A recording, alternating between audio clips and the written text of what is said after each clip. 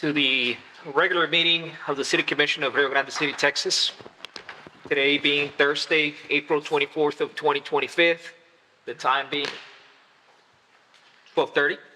And at this time, I'm going to call this meeting to order. At this time, I'm going to ask Commissioner Olivares to lead us in the invocation.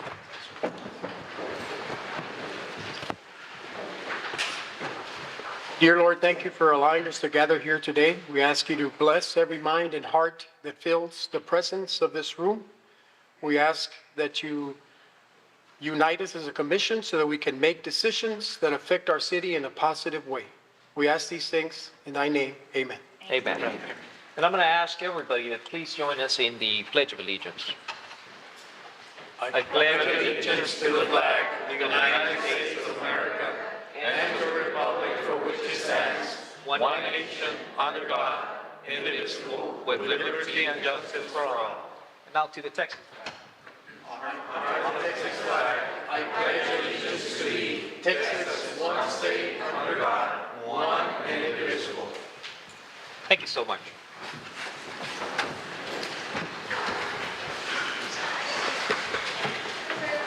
I'm going to proceed to do roll call at this time. Commissioner Ben De Leon. Present. Commissioner Ediel Barrera. Present. Commissioner Olivares. Present. Commissioner Eudolio Barrera. Present. This time I'm going to find that we have a quorum and we can proceed with today's meeting. Do we have anybody sign up for public forum? No, sir. Okay. At this time I'm going to be addressing the public. Today's a very special meeting. Because we're doing something different. We're incorporating something new. It is this commission's intent and purpose to try to get involved with the community as much as we can. And the commissioners came up with a very, very good idea to get a little bit more involved with the community. And the purpose is to be recognizing every month a citizen of the month and a business of the month.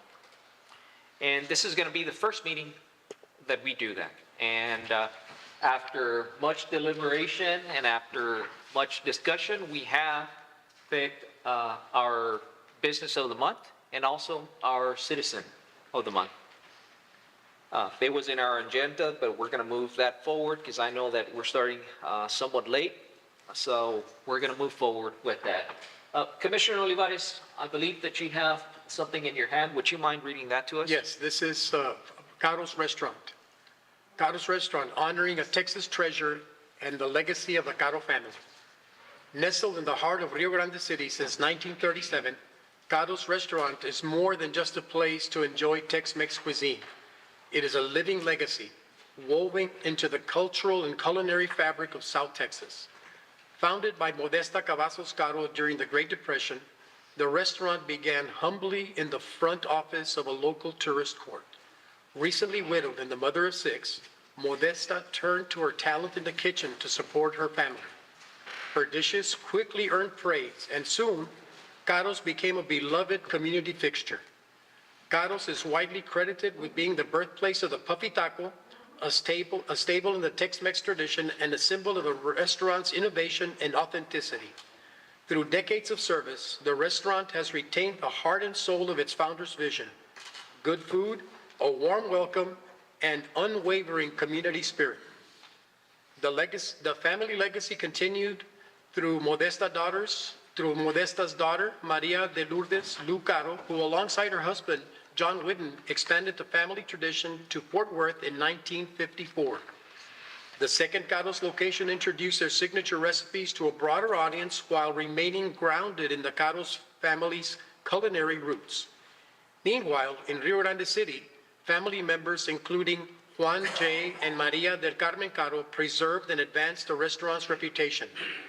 In recognition of their contributions to the region, from supporting local schools and the Catholic Church to promoting the arts, they were honored in 2019 by the Rio Grande City Greater Chamber of Commerce and inducted into the Rio Grande Valley Walk of Fame. Today, Caro's Restaurant stands as one of the oldest continuously operating family-owned Tex-Mex restaurants in Texas. Adorned with local artwork and alive with generations of stories, it remains a beacon of resilience, culture, and family pride. It is a place where recipes are passed down like heirlooms and where the community gathers not just to eat, but to celebrate life. In honoring Carlos, we honor not only the history of a restaurant, but the enduring legacy of a family that has helped shape the identity of a region. From its humble beginnings to its iconic status in Texas culinary history, Carlos Restaurant is and always will be a true Texas treasure.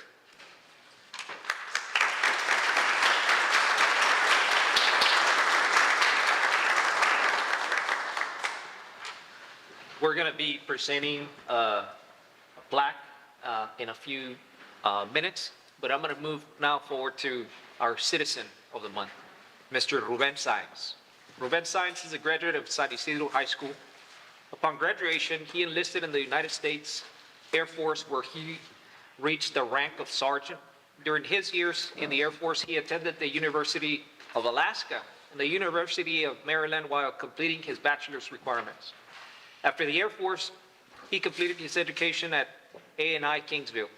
He became a government teacher and a coach. He soon married his beautiful wife of 66 years, Olga Saenz of Garciasville. They have two sons, Ruben and Ricardo Saenz. Both sons married their high school sweetheart, Maria Sanchez and Ofelia Villarreal, respectively. Ruben served as high school principal for Rio Grande City High School for 19 years and was also the district superintendent for 3 more years. During Ruben's high school principal days, he served as the president for the Secondary School Principals Association for the state of Texas. Also during this time, he, along with a few other members of our community, began what is now known as the Stark County Federal Teachers Credit Union. He was also critical in beginning the Stark County Youth Fair, and along with Romeo Lopez, was instrumental in the incorporation of Rio Grande City. He was also influential in bringing South Texas College to Stark County, in which he served 19 years as its director. Ruben and Olga now enjoy 7 grandchildren and their 12 great-grandchildren. Congratulations.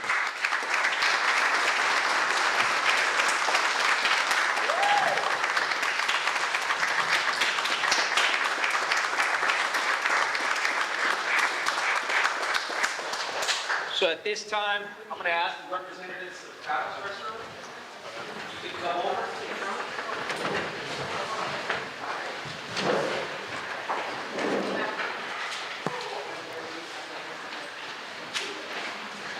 We're very proud to be here today to be able to recognize local people. And welcome. Thank you so much for everything that you have done for our community. Gracias.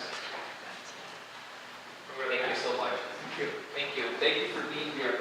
Thank you. Thank you.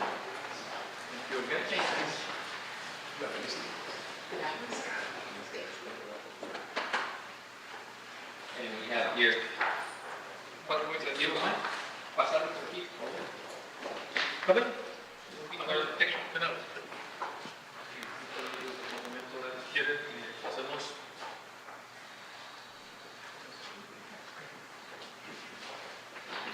Mr. Saenz, we're very proud to have you here. Thank you so much for being here. We're very grateful to honor you as our Citizen of the Month. This is the very first time that we institute this program. And when we were trying to decide, there was several contenders, but in talking to the rest of the commissioners, we, along with the rest of us, selected you as being our honorary citizen for this month. So thank you so much for everything that you have done for this community. We are greatly appreciative. Thank you so much to Carlos Restaurants for remaining in our community, for being supportive of our community, and for being a beacon here in this community. So, Thank you. thank you so much. Thank Take you. several pictures.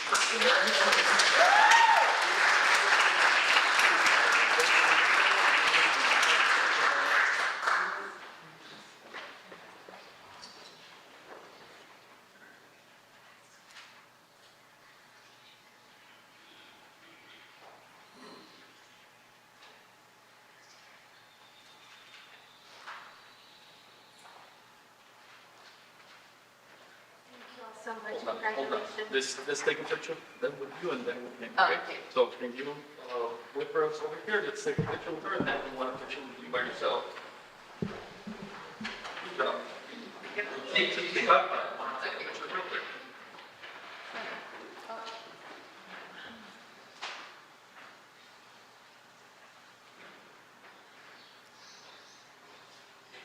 Congratulations. Thank you. Thank you.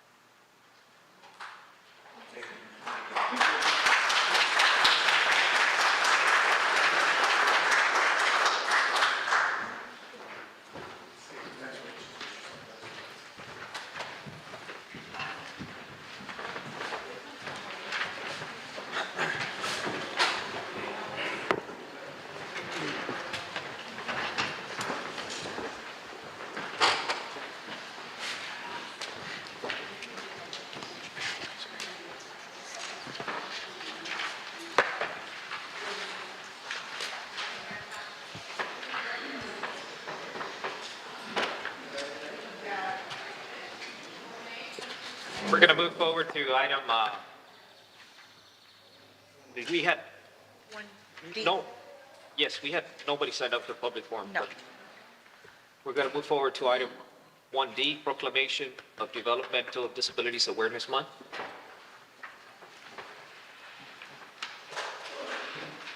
Proclamation, Autism Awareness Month. Whereas the Center for Disease Control estimates that 1 in every 68 children in the United States are among the more than 2 million Americans living with autism spectrum disorder. And whereas autism is a reality that affects millions of families every day, and while our nation has made progress in supporting those with ASD, we are only beginning to understand the factors behind the challenges they face. And whereas during Autism Awareness Month, we recommit to helping individuals on the autism spectrum reach their full potential, and whereas early diagnosis and treatment are essential for those affected by autism spectrum disorder, and we support any healthcare system that works for children, adults with ASD, and whereas each person should have the opportunity to live full, independent lives and follow their talents where they lead. In April, we recognize those with ASD who are achieving and breaking down barriers. And now, therefore, I, Gilberto Falcon, Mayor of the City of Rio Grande City, on behalf of the City Council, do hereby proclaim April 2025 as Autism Awareness Month. I encourage all citizens to learn what more they can do to support individuals on the autism spectrum and their families. Signed today, April 24th of 2025. Moving forward to item 1E. I'm sorry. That was item 1E. Correct, 1E. Now we're going to move forward with the proclamation for Developmental Disabilities Awareness Month. Whereas on February 26, 1987, President Ronald Reagan officially declared Proclamation 5613, formally recognizing March as National Disabilities Awareness Month, and calling for people across the community, the state, and across the United States to provide understanding, encouragement, and opportunities to help persons with disabilities to lead productive and fulfilling lives. And whereas the month of April 2025 in the city of Rio Grande City will be observed as Developmental Disabilities Awareness Month to raise awareness about the lives and rights of persons with disabilities and to celebrate their contributions to our communities and societies as a whole. And whereas all individuals, agencies, and organizations supportive of people with disabilities are encouraged to recognize the month of April with appropriate observance and activities directed toward increasing public awareness of the contributions and the potential of Americans with disabilities. And whereas the mission of the City of Rio Grande City is to partner with individuals with developmental disabilities and their families to support lifelong planning and to join with others to create and promote meaningful opportunities for individuals to fully participate as valued members of their communities. Now, therefore, I, Gilberto Falcon, Mayor of the City of Rio Grande City, and the City Commission do hereby proclaim April 2025 as Developmental Disabilities Awareness Month. Signed this date, April 24th, 2024.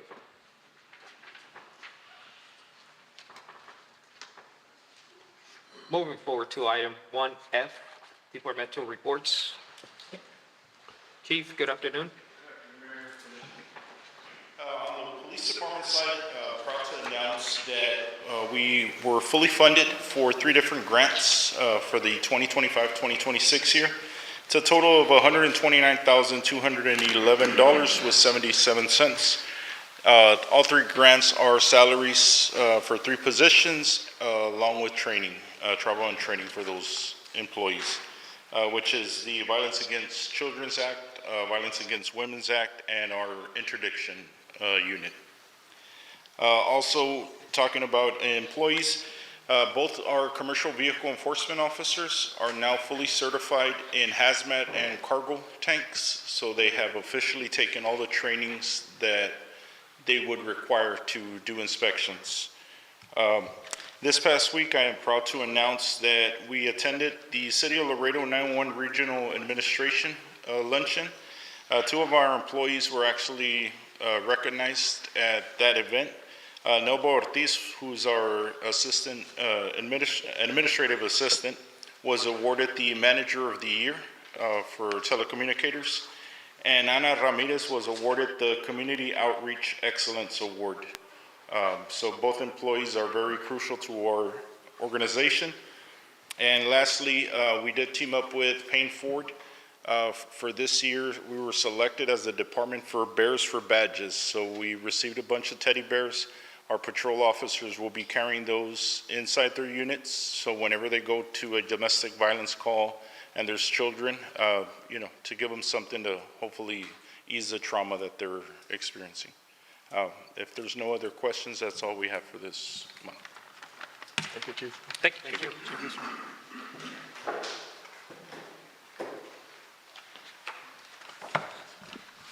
Hello, Mr. Mayor, City Council. The Animal Control Department. I have provided the report for you all's review. Just an update on a couple of items regarding the building and kennel expansion. Please note that 1 of 3 cost estimates are attached to the report for your consideration. I also want to inform you that we have tentatively scheduled a rabies clinic for Saturday, the May 24th. We are fortunate that Dr. Rivera from YMR Veterinary Services in McAllen has agreed to provide these services. Dr. Rivera, who is originally from Rio Grande City, has offered her time and expertise for this important community initiative. Looking ahead, Dr. Rivera has also expressed a willingness to offer spay and neuter services in the future. This will incredibly be valuable in our efforts to address the ongoing pet overpopulation challenges in our city. With that, I'm happy to answer any questions. That's very exciting, sir, about the spay and the neuter. Thanks. Yeah, that's Yes, sir. And this is for the design of the extension of the kennels? That is correct, sir. The scope of work for the expansion of the building and the, That entail, what is it that you're trying to we're accomplish? going to add an additional, we currently have 10 kennels. So we're going to add an additional 10, so it'll be a total of 20 kennels. And we're going to add office space, a little conference room, and a visiting area for vets. So if in the future we can have spay and neuter events, we can have them there. Right, okay.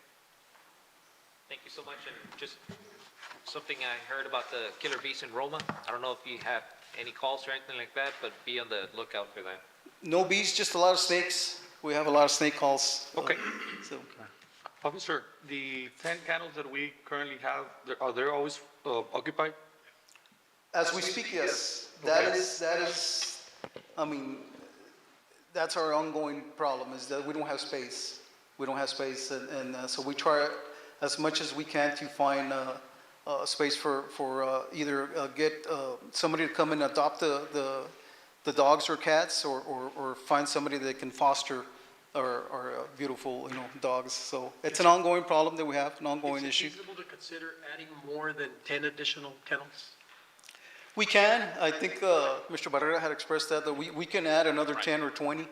But I think the route that we should go is the spay and neuter. Yes. That's what we need to target, because if we don't have that, you're just going to throw they're going to go back to the population and multiply. That's what So they call a catch-22. it's a catch-22. That is correct. That's a catch-22. So you only have one quota for the next 10? We have, on May the 24th, we have a rabies clinic. Okay. But this particular doctor that is willing to provide the services, she's willing to come to Rio in the near future, and provide the spay and neuter. So that's the problem that we have right now, is that nobody here does the spay and neuter. So they have to go to McAllen, or even if we give out the vouchers, they have to go to McAllen and do the services here. So with this particular doctor, she wants to bring the services here. And that's going to be a game changer, because, now we can control it. Hopefully we can get it. And now, have you made the request for the next vouchers? That is correct, yes, sir. Okay. For the rabies, or which one? Yes. Yes. The And request, also for the spay and neuter, because we finished them, I think I was told by Mr. Milan that out of the 100 that we passed about 3 or 4 months ago, 89 of them More or were less. used. So, Okay. I mean, that's Yes. almost 90% of them. 90%, And yes. we had discussed that maybe we can go with another round. Absolutely. Meanwhile, while we wait for this doctor, if she's Yes. willing to come, so I don't know if that's something, have you worked on that, Mr. Milan? for the next- It's in progress. Okay, great. We're working on the next batch. Yes, because I remember when we passed that one, we had said that we were gonna do it at least 3 times a year. So if we did it 4 months ago, it's time for It's time for for the the- new yes. for a new 100 vouchers. Yes. And 'cause, I mean, they're using them, so Correct. that's No, really good. and I agree with Mr. Gonzalez, the route we need to take is a spade and neuter. You can have 50, 100 kennels, they're always going to be full. So it's an ongoing problem. So the spade and neuter, and hopefully we can get that going as soon as And when you possible. said near future, by when? well, she's saying that, I spoke to her yesterday, day before yesterday, she's saying that hopefully by October, that she can bring like a little mobile unit and conduct the spade and neuter here in Rio. So that's. On a that's- weekly basis, or like be here? That's something that she's working on, hopefully, Okay. because she has her own clinic in McAllen, so. When you have all the information and the report, just bring it, and we'll be more than glad to help you on that. Thank you, sir. And also take into consideration what Commissioner Olivares said, maybe not building 10 more kennels, maybe do 20. We can, absolutely. And the only reason additional kennels is because sometimes, correct me if I'm wrong, but aren't you prevented from maybe picking up animals that need to get picked up because you don't have any space for them? That is the current that was- issue. that was That is what- the current issue, that when people call is, where are you gonna put them? And one, two is, we're not a shelter. So we're a holding facility, so a lot of people are saying, hey, you know what, I have a dog here with 10 puppies. What are we gonna do with the puppies? We don't, so that's the issue that we're having. Yes, sir. Yeah, so, please remember that we had allocated funds That is correct. for all of those vouchers, so let's try to use them. If it's gonna be in October, I guess, if you could get a definite date from the doctor, and then plan from there backwards, so that you can have, several sessions of vouchers that you're gonna be distributing. That way we can, still be proactive in addressing the issue. Yes, thank you, sir. Thank you, appreciate it, sir. Thank you, sir. Good job. Good news. Chief, good afternoon. Good afternoon, City Commissioners. Fernando Ruiz, Fire Department, Fire Chief. I'd like to address the calls that we had for the month of March. We had over 68 total calls in the Fire Department, including 5 mutual aid calls that our guys responded to. 4 of them which were structure fires and 1 was a grass fire. We continue working on maintenance on the fire hydrants. It's a long process, but we're still working on them. We're clearly over 300 fire hydrants done maintenance work on, and we still need another half to go. We're about 50% contained now as we speak. We are also looking into expanding and making a substation on the west side of town. And we're looking into the old water department that's located on the west side of the community.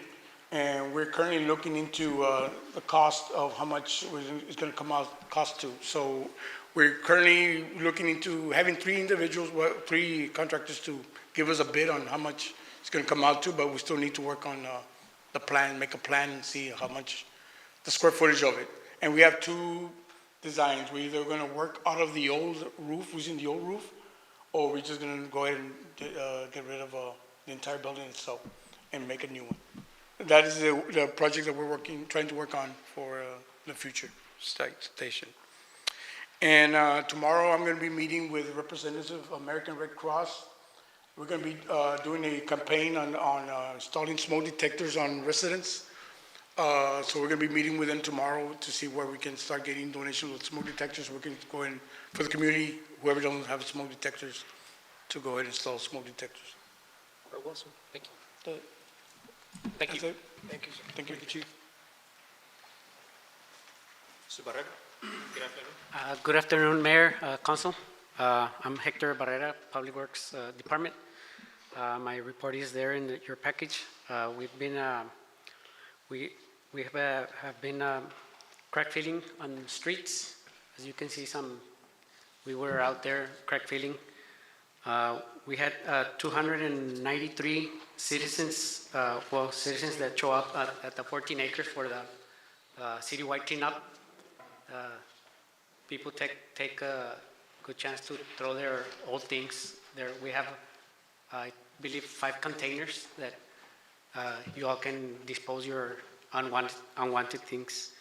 The other thing that the two-way traffic, East Street, it's open and it's flowing very well. No accidents.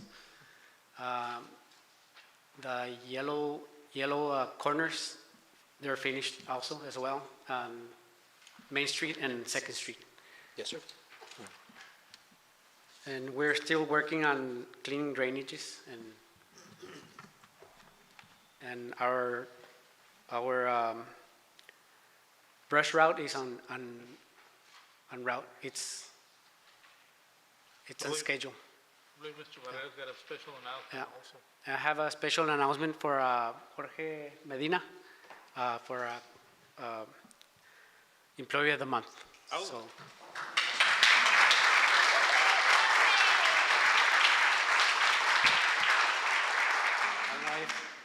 Well, this is another one of the initiatives that we started.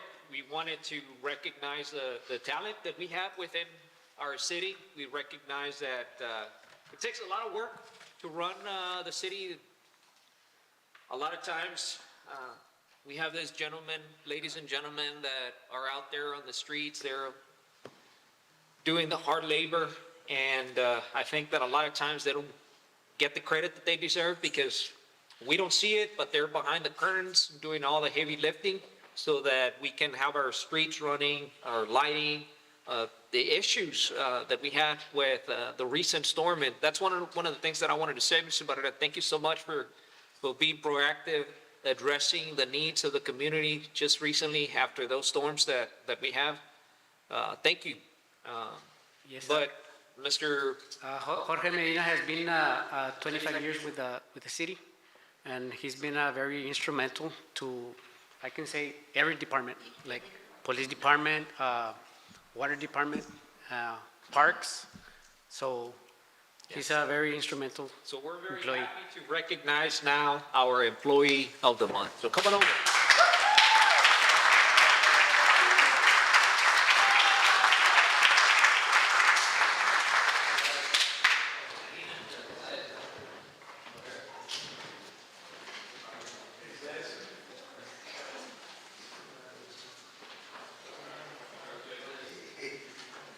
Medina, get over here.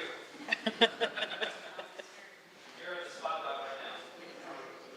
On behalf of the city of Rio Grande City, Employee of the Month, being April of 2025, presented to Jorge Medina, recognizing 25 years of service with Rio Grande City Public Works Department, thank you for your strong work ethic, incredible expertise, and endless support. Thank you, sir. Congratulations.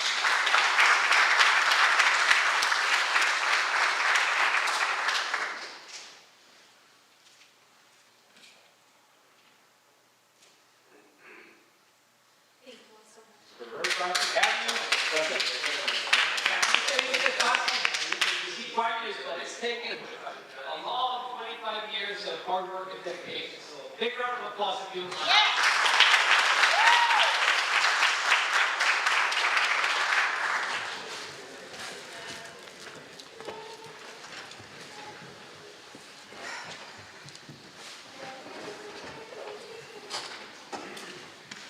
This is one of the very things that I really enjoy about the regular meetings, recognizing people that deserve to be recognized, people that deserve the credit, people that deserve to be highlighted.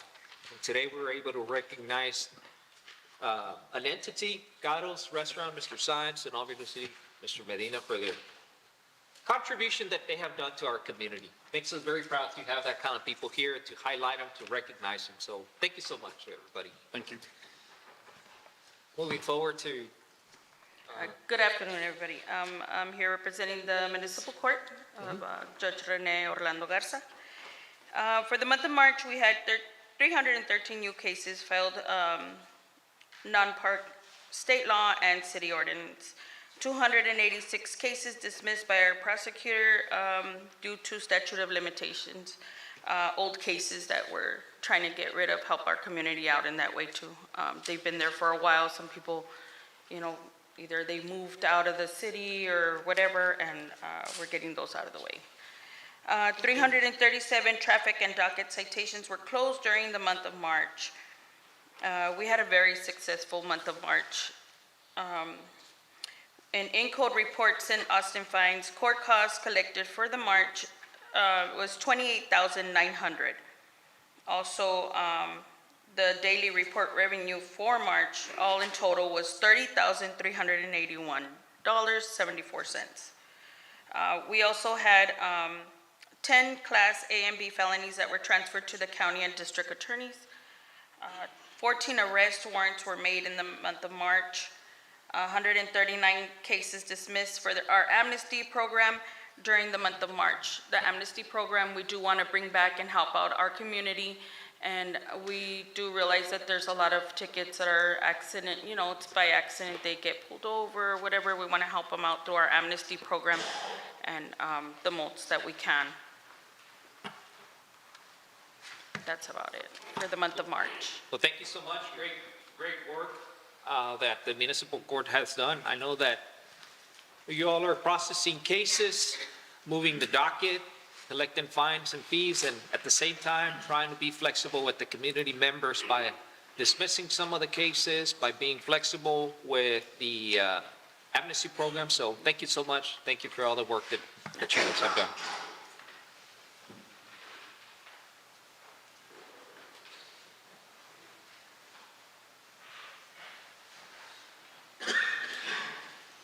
Mr. Cantu. Good afternoon, Mayor, Commissioners. I'm Good Tony afternoon. Cantu with the Planning Department, Code Enforcement Department. My report for the month of March, we had a total of 145 building permits. Out of the 145, 20% were building permits. We also had a total of 8 plan reviews, 1 septic tank permit. We also logged in 717 calls. We did 110 inspections. We issued several commercial certificates of occupancy. One will be STC Auto Lab, Fine Line Barbershop, Tigres Smoke Shop, Double Laugh Barbershop, and of course McDonald's and Growing Generations of South Texas. We also did 14 post office addressing. And in the end of the month, we did a program for vector control. We did a 2-step process. We did granules. We treated all the detention ponds and so on. That started on March 31st, and it went through April 2nd. And after that, after winds and weather conditions, we started fogging April 4th, and it went through April 10th. Also, I would like to recognize Ms. Crystal Garza. She passed her code enforcement officer exam over the weekend. She'll actually be the second female officer in the city of Rio Grande, and actually she'll be, let me see, the 6th code enforcement officer with the city. I would like to recognize her and give her her badge.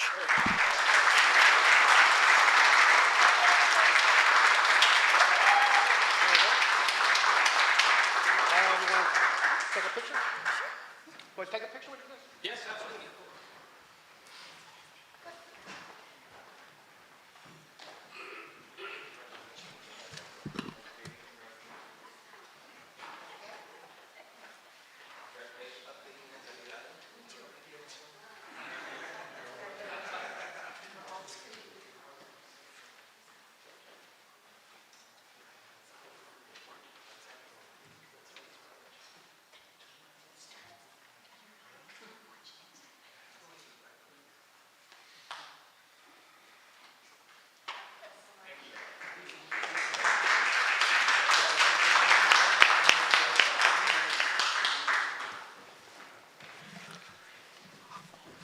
I apologize, I forgot to mention, we also had 14 health inspections. 14 what, sir? Health inspections? Oh, Have any questions for the department? no, thank you so much for everything, sir. Thank you. We appreciate it very much. Hello, Mayor, Oh. Commissioners. I'm Norma Fultz with the Rio Grande City Public Library. Ms. Norma, before you proceed, let me interrupt you to recognize the library. The Rio Grande City Public Library has been awarded the 2024 Achievement of Library Excellence Award by the Texas Municipal Library Directors Association. This prestigious award honors libraries that demonstrate exceptional service to their communities through innovative programming, outstanding public service, and strong community engagement. Of the 542 public library systems across Texas, only 102 received this recognition in 2024, placing Rio Grande City Public Library in the top 19% of public libraries in the state. Congratulations. Thank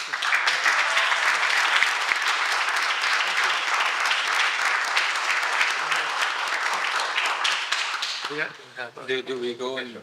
And I have my staff here with, Bring them over. Bring them over. And, okay, the minute.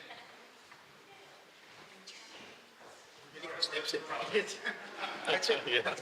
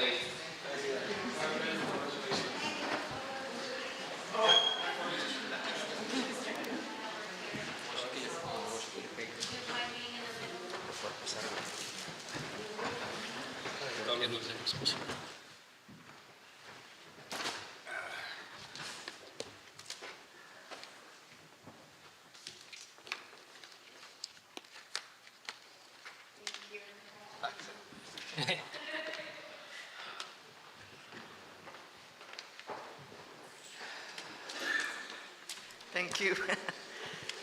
I do want to report that we had 1,876 visitors to the library last month.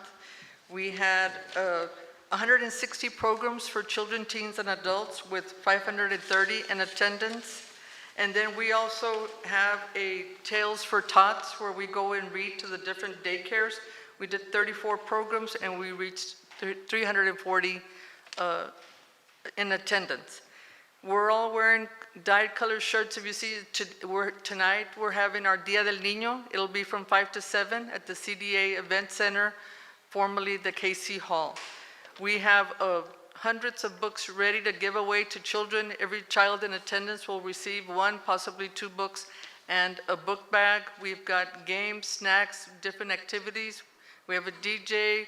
We have a lot of support from the community that are out there already working on their tables, and everything's going to be to celebrate children. So we'll have games, we'll have, like I said, different activities, snacks, a lot of giveaways for the kids.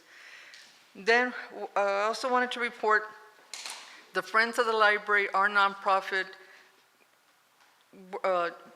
we received a little free library, and we placed it at the Stark County Housing Authority. We've been working with that staff from the Housing Authority to let the residents know. McCoy's donated the stand so we could input the little free library there, and we're having a photo op. I'm here to invite you all. Hopefully you can join us tomorrow at 11, and just to let the community know that it's going to be there, it's available. The concept is take a book, leave a book. But if the kids really like the book and they want to keep it, that's fine, they can keep it. And as the need arises, the staff will let us know, and we'll go refill the little free library with donated books that we have received. We also, we applied for a library infrastructure facility grant improvement. This is from the Texas State Library and Archives Commission. We have Petra Reina and Associates grant writers that are helping Stark County Libraries. Luckily, we are the one here in Rio Grande City, so they're helping us. I've been working with Eddie, our IT, because this is specifically to support broadband and facility improvements in Texas public libraries. So for broadband, we could go for up to 100,000, and facility improvements is up to 250,000. So we're working on that. I'm working closely with Eddie. The deadline, unfortunately, is Monday, so we're on crunch time, but we already have our draft out, our budget out, and we're hoping to see if we can connect to the Lopez Tijerina courtyard, which is where some of our network is as well. And in the long term, I think it'll help people in that area. And then after Dia del Niño, our next big event is the RGC Comic-Con, and that's going to be on May 30th at the CDA Event Center. We already have a lot of enthusiastic people signing up for that, so we're excited about that.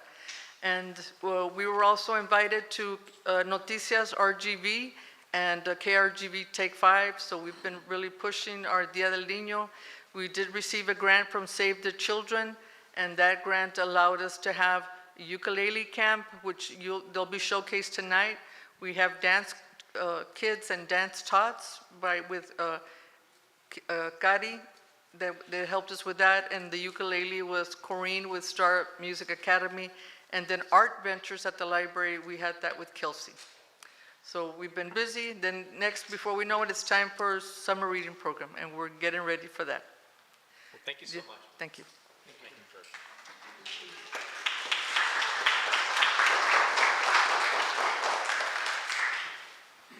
Good afternoon, Mayor, Commissioners. Marco Trevino with the Parks and Rec Department. I always start out with financials. Currently, the department's at 51%, so right in line with my budget.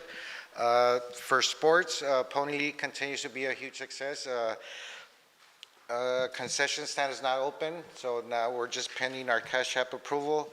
Track and field registrations start next Monday, this coming Monday, and I wanted to introduce the new uniform that our participants would be using. Last year they used this, and this year they would be using this. So this is going to be the new uniform for the track and field. I know they've been doing some amazing job in the past year, so we want to make sure our participants and our athletes look good. Presentable. Yes, presentable, correct. Basketball starts next week, in 2 weeks. So basketball season, we have over 28 teams that are participating in the Parks and Rec Basketball League. Had a call from Zapata, so we have teams from Zapata that will be coming and joining our Parks and Rec department, so making it bigger. Sponsorship banners, if you all go to the park, we have sponsorship banners. We currently have 10, so I want to thank everybody that has been participating in the sponsorship program. DHR, Dr. B had 3, Solis Insurance, Rio Delta, Rosas Anesthesia, Medina Electric, Falcon Law, and GS Sports Apparel. So thank you very much for everybody who participated in this sponsorship program. These monies goes back to the community to get more equipment, better facilities for our athletes, for our youth athletes. Going to the parks, Silver Star started installation of the stadium lighting. So it started this week, so you'll see construction there. Fort Ringel asphalt, the parking lot has, as we speak right now, is being repaired. There were some potholes that were pretty big and nuisance to the people that drive through there, so the asphalt's being repaired now. Going back to Fort Ringel, now it's open for the public. It opened up for Easter weekend, so we continue to have it open for the public, so it's there to use. That's it on the parks, and I just want to take a minute to thank my team, because without these individuals, none of these programs would be going up and running. I want to start with our leagues coordinator, Eric Escamilla, Eleni Garza, park supervisor, Mr. Adame, our crewmen who's out there in the sun cutting grass and in the rain, making sure the baseball fields, the parks are up to par for the community. Rogelio Gaitan, Jose Garcia, Oscar Garcia, Javi Rodriguez, Ramon Lopez, Leroy Casa, and Eliazar Reina. Do you have any other questions? Good job. Thank you so much for everything that you've been doing here at the city. I know that you've been very proactive with the parks. There was something I was going to ask you, but just a second. Oh, for the Fort Ringel Park, that's been reopened, right? Correct, sir. Okay, one of the things that I think that we should be considering is maybe if you want to pick a date when we can have an actual grand opening of the park, so we can reintroduce it back to the community and say, hey, it's now up and running. Absolutely, I'm working on that, and we are coming up with some events to be held at that park. Great. I didn't forget to mention some of the requests or concerns on the parks is they want to see tennis court and pickle courts. The Alta Vista Park, they want to see lighting because there's no lighting, just a small lighting because there's people that walk at night. So just for the community to know that we're going to be looking into that. Great, thank you. Thank you, sir. Thank you.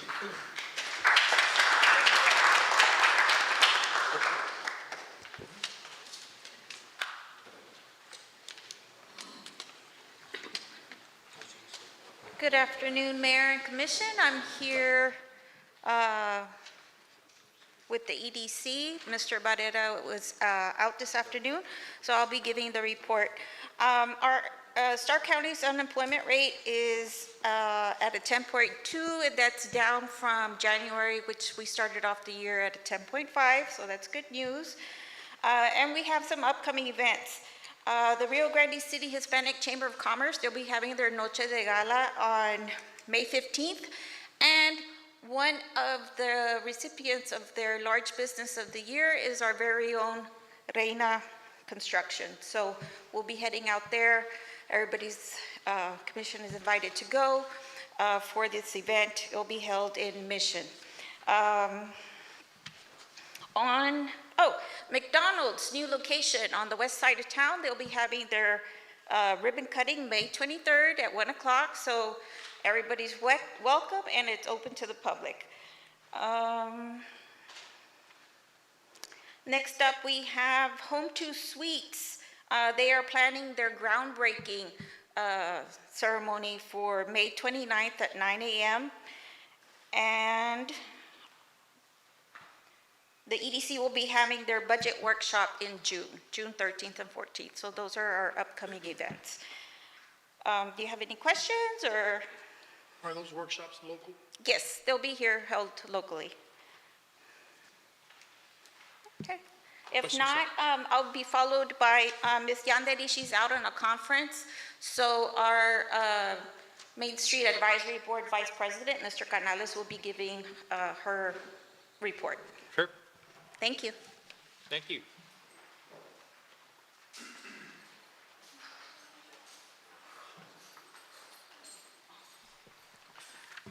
Good afternoon, Mayor and Council, Good and afternoon, sir. everybody in the audience. As Melinda said, I am here for Yanderi, who is out in a conference. So I'm going to go ahead and highlight a little bit of what's coming in May. Downtown Market, May 3rd, 2025. We are already in the process of preparing for our next market scheduled for May 3rd. Our last market was a great success. It was well received by both vendors and attendees. We had a total of 42 vendors, and we are looking forward to continuing this event in the coming months. The other item is a historical preservation dinner. This one is slated for May 13th. We have the historical preservation dinner on May 13th, which will celebrate and honor our community's historical landmarks and efforts. This event is a key moment for recognizing the value of our local heritage. Moving on to May 22nd, we are also preparing for our Fallen Hero ceremony on May 22nd, a solemn event to honor those who have made the ultimate sacrifice for our community and country. And I am pleased to inform you that General Ricardo Sanchez will be the distinguished guest speaker for our upcoming Fallen Hero ceremony. Moving on, trolley tours. We have had a total of 11 trolley tours in the past month, including one on the weekend. Caro's Cafe, which I know was highlighted today. We are pleased to announce that on behalf of Caro's Cafe, we are submitting their application for the Texas Treasure Business Awards, a prestigious recognition that highlights the value of long-standing, locally owned businesses in our state.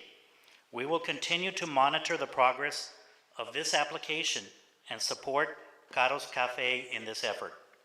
The estimated time is between 2 and 3 months. If there are no questions, that sums up my report. Thank you so much, sir. Thank you for being here. Thank you for covering. Thank you, sir. We appreciate it very much. Thank you. Thank you.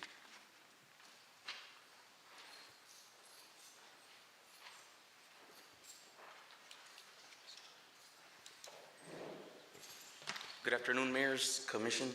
I'm Ruben Salinas. I'm the Interim Public Director right now.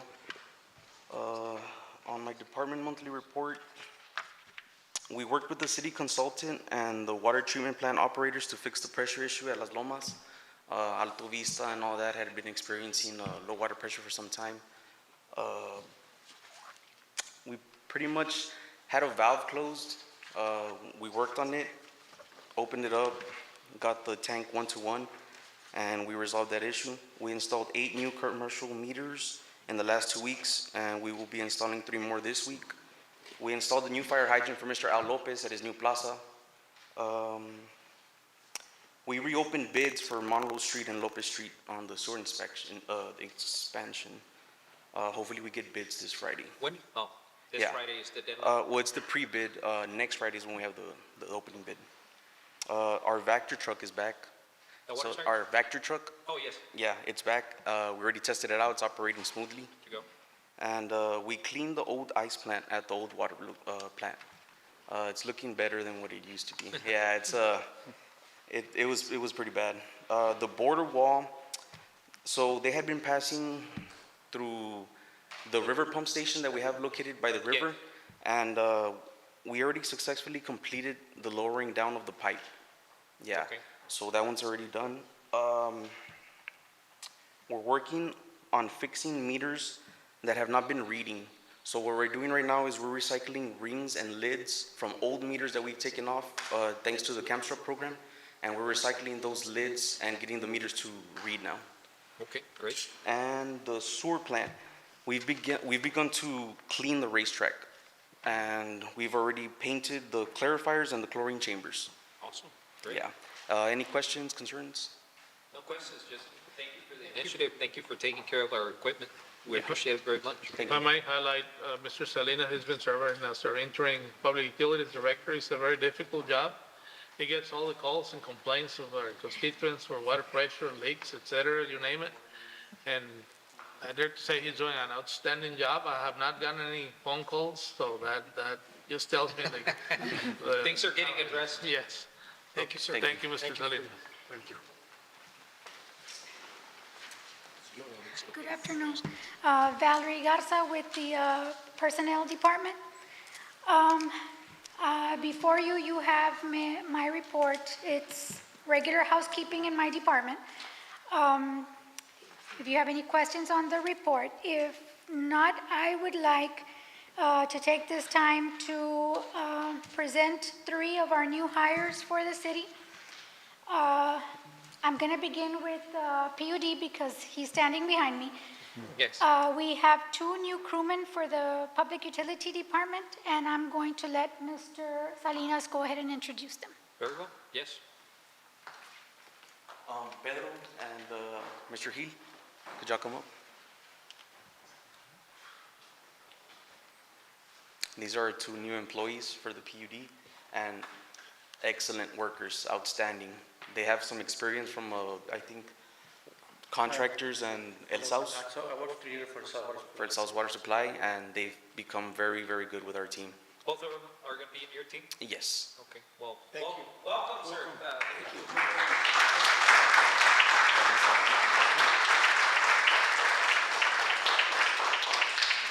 For being part of our city. We appreciate everything that you guys are doing for us.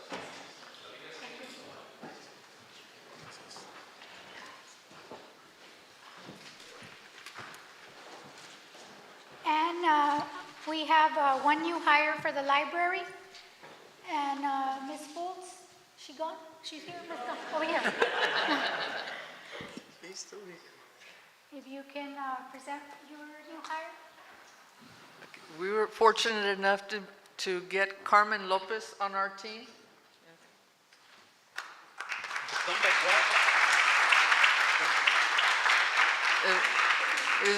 She has fit in just perfectly with our staff and has already a lot of great ideas, and we really appreciate the teamwork and how she just, I can't express it enough, how she quickly fit in, and she also is a problem solver, so that helps us, even just today getting ready for Dia del Niño and trying to organize 40-something tables and making sure we don't have, just everybody's divided and has enough space for everything.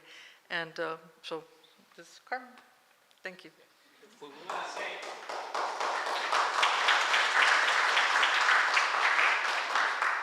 welcome. Foltz is going to have you heavily involved within our community. So we're very appreciative of everything that she does. And of course, now that you're going to form part of her team, I know that you're going to be, it's going to be a very rewarding job, I think. So thank you and welcome once more. That is all I have, sir. Thank you, ma'am. Thank you. So much. Bye. Good afternoon, Mayor Commissioners. Leo Cantu, Finance Department. I'm going to do a monthly report for the Finance Department. I'm going to start off with property taxes. The city has collected 80% of total tax levy for the year. We normally collect between 80 and 88% for the year on current tax levies. This year we're at 80%, so almost there. On sales taxes, unfortunately I have to say that for the 2nd month in a row, the sales taxes have dropped. I went ahead and went into the comptroller's website today and I checked every city in the valley, and almost, I'd say 95% of the cities dropped except for the city of San Juan. That was the only one that had an increase, and I went ahead and took it a step further and checked the whole state of Texas, and for the most part, every city in the whole state of Texas dropped their sales taxes for the last 2 months. So not sure what's going on, but hopefully things get better in the near future. In the revenue and expenditure side, the city has collected 62% of the total budgeted revenues. and we've expensed 54% of total budgeted expenses. On the expenses, I'd like to note that some of those expenditures were not budgeted in the year, but hopefully next month we'll add a budget amendment so we can incorporate it into the budget. Municipal court fines have increased over the last 3 months. I thought you'd like to know. They've averaged over 20,000 a month over January, February, and March. I haven't looked at April yet, but they've been doing good so far. First 3 months the average was collected was probably 9,000, so they've doubled their collections over the last 3 months. PUD department revenues have increased 400,000 over the first 6 months of the year compared to last year. Mainly because of all the meters that we've swapped, commercial meters, like Mr. Salinas says. We continue to swap out commercial meters and residential meters that are giving us zero consumptions, and that's helping us bring in more revenues for the month. And an update on the grant loan that we're going with Texas Water Development Board is scheduled to go into the Texas Water Development Board June meeting. Hopefully it gets approved and we can start the process of incorporating all the meters for the whole city. Thank you. And that's all I have for finance. Have you received any more applications for the accounting position?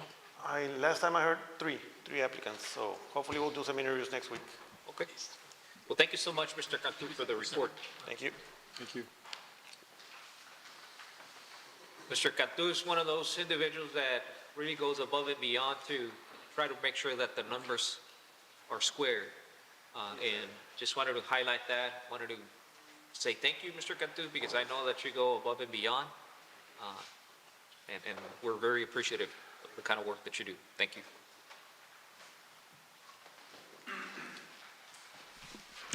Good afternoon, Mayor and Commission. My name is Kathy Rubio with the Kelsey Bass Museum and Event Center. Oh, we know who you are.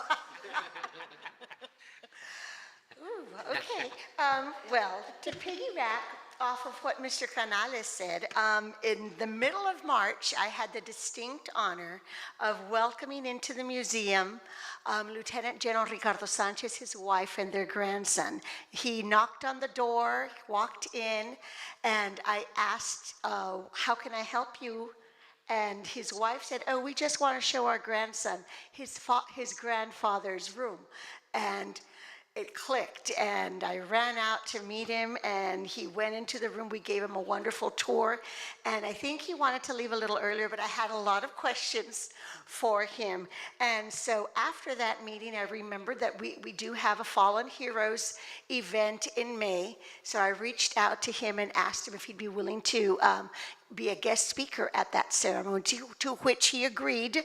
And so because of that, I'm going to have a little refab into the Sanchez room, a new paint job, some new signage.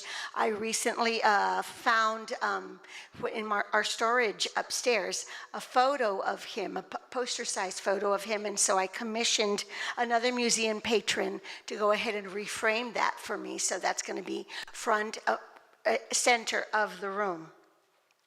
Moving on, let's see. I have requested renderings from the Texas Historical Commission for the perimeter of the museum. I have made initial contact with Isla's Nursery to do some new landscaping in the courtyard of the museum. I have submitted grants through the Texas Historical Commission and the T-Mobile grant because working on the perimeter is going to be a little bit pricey to make those refurbishments. I did not get the we were already notified that we didn't get that grant. However, I do want to say that these two grants were just my first two forays into grant writing. It's a totally different thing that I've ever done before. So I'm working on it, and hopefully something will come through for the museum. Recently, as of like last Tuesday or this past Tuesday, I attended the She Is conference with some wonderful company. And let's see. Oh, Freedom Fest is just around the corner, and I am preparing for the Miss RGC Freedom Fest pageant. The venue has already been secured. The time and date are already set. Fundraising efforts have begun and are continuing. And registration is now open. I've been fielding calls and emails regarding participants for the pageant, so I'm excited about that. And finally, museum tours continue. Just this month, the museum has welcomed over 150 visitors, and we're ready for more. Thank you for everything that you've been doing. Well, thank you. And thank you for being proactive on that building, because we have some jewels within our Yes. city, and I think that we need to preserve them. And by you going out to try to get I guess it's a permit for a design, right? A rendering, I'm A sorry. rendering. A rendering, Yes. yes, because we do want to restore those buildings. I think they need to look up to par. They need to represent the city for what it is. And it's a historical city. We need to highlight that, and thank you for that. One of the things that you mentioned earlier was about General Sanchez. Yes. I don't know if you're aware or not, but if the community is not aware, the commission and myself, we have decided that we're going to be honoring the general, and we're going to be starting having plans for a statue in his Oh, honor. wow, that would be wonderful. Yeah, so we're still working on that. That's in the works. We're still planning, but it's going to happen. He's a wonderful individual, not just because a patron and a nationalist, but he's a very humble and wonderful individual. So I totally agree with that. Well, thank you so much. Thank you very We much. appreciate it, ma'am.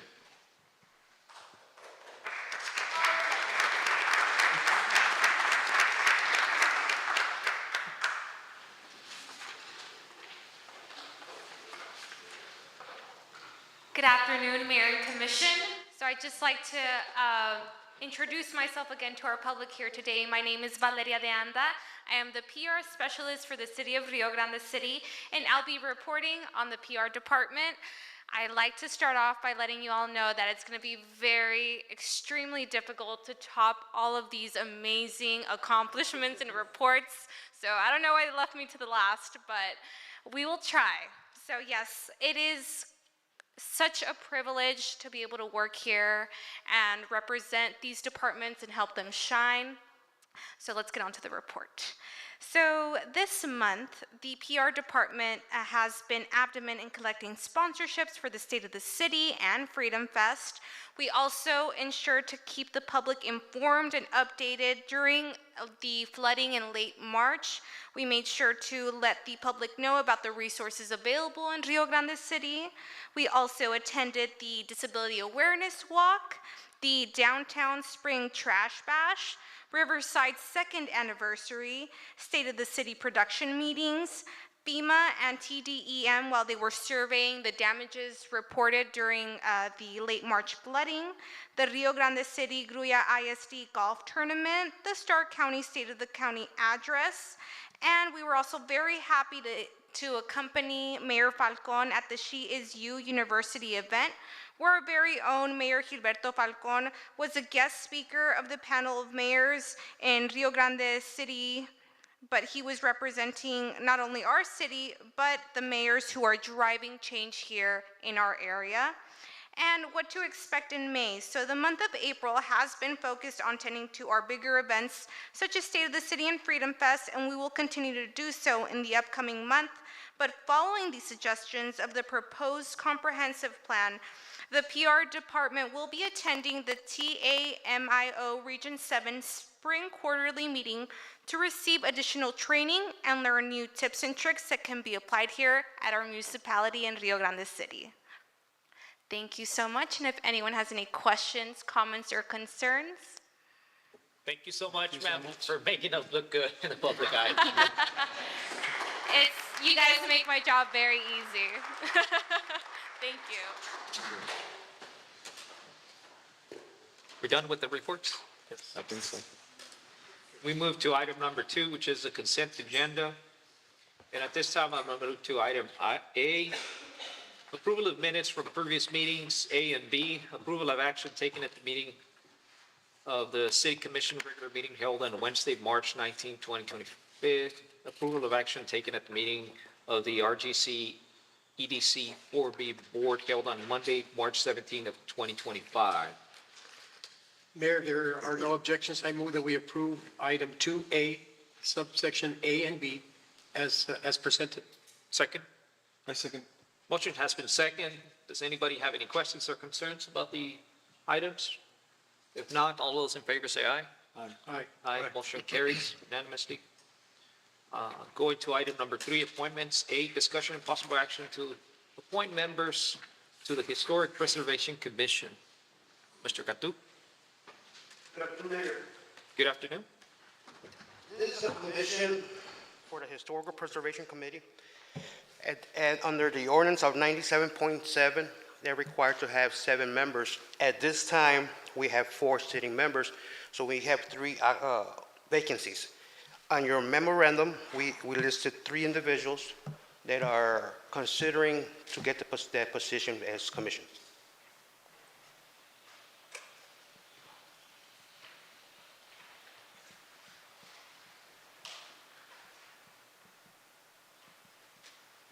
Mayor, I move that we approve planning's recommendation and for the proposed nominees.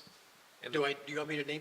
Sure, yes, so you can make it part of the record. Maria Elia Ramos, Derek Trevino, and Frederick Margot. Do we have a second on the motion for the appointment? The motion to appoint has been seconded. Does anybody have any questions about the individuals or the item in general? If not, all of those in favor for the appointment, say aye. Aye. Aye, motion carries. The individuals are appointed. Thank you. Thank you.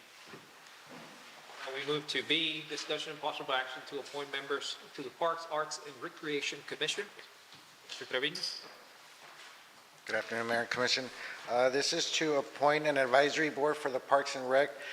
Members would be recommendation for plans and programs designed to enable Parks and Department to maintain and improve our city parks. The recommendations are listed below. There has been one change for the Ms. Barrientos. In place would be Arturo, Mr. Milan, what was? Montiel. Arturo Montiel. Correct. So that would be the nominations or the recommendations for the, Oh, but Ms. Barrientos is going to be replaced by Mr. Montiel? Yes. Okay, Mr. Montiel is the, Dr. Montiel from Dr. STC, Montiel. correct? Okay, very well. Do we have a motion to make the appointment? Mayor, I move that we accept the names as presented by Mr. Trevino with the exception of the change with Dr. Montiel. Very well. And you want me to read the names? Sure. Meliton Villarreal, Joel Osuna, is that Juan Ichap, David Porras, Dr. Arturo Montiel, Cynthia Vale, and Marisa Garcia. Very well. I second the motion. The motion has been seconded. Does anybody have any questions or concerns regarding the appointment? If everybody is in favor of the appointment, say aye. Aye. Aye, motion carries. The individuals are appointed to the commission. In the audience, we have one of the members also. Mr. Porras, would you like to address or say something? Very well, coming over. You got the floor. Literally. I can speak for hours, guys. Gentlemen, good afternoon. It's an honor for me to be here. This, again, as you all know, I'm one of the founding fathers of Rio Grande City, and I also serve in the first city council. And wow. I'm really amazed how the city is well organized and how it has grown over the years since, 1993? Wow, amazing. It gives me great pleasure to be here before you and be nominated to serve on the Parks and Recreation Board. And of course, being an amateur botanist and a landscaper, I'm really looking forward to serving you in the community to the best of my knowledge. Okay, I think I'm here to serve my city again. That's basically cut it right there because I can keep on going and going. But yes, I'll be here to the best of my ability. I mean, since 1993, how the city has really grown. That is just to tell you that the intention was well planted and cultivated, and look where we are right now, a brand new city hall. When we started, we didn't have writing paper, a pen, a chair. We had nothing. And look where we are right now. Welcome back, sir. Thank you. Thank you. Thank you, sir. Thank you, gentlemen. Welcome, Mr. Porras. Thank you so much for what you have done. Sir? Thank you so much for what you have done for our community. I know that you remain to be an asset for our community, and especially now for our city. Now that you're going to be participating in this committee, we thank you from the bottom of our hearts for the time that you have spent in your community and your devotion to the city. And Thank it's you. my honor. Thank you. Thank you, sir. Mayor, we also have Ms. Vell here, part of the board as well, if she wants to come up. Where is he? Oh, hiding in the back? Coming over now. She was trying her best not to. Was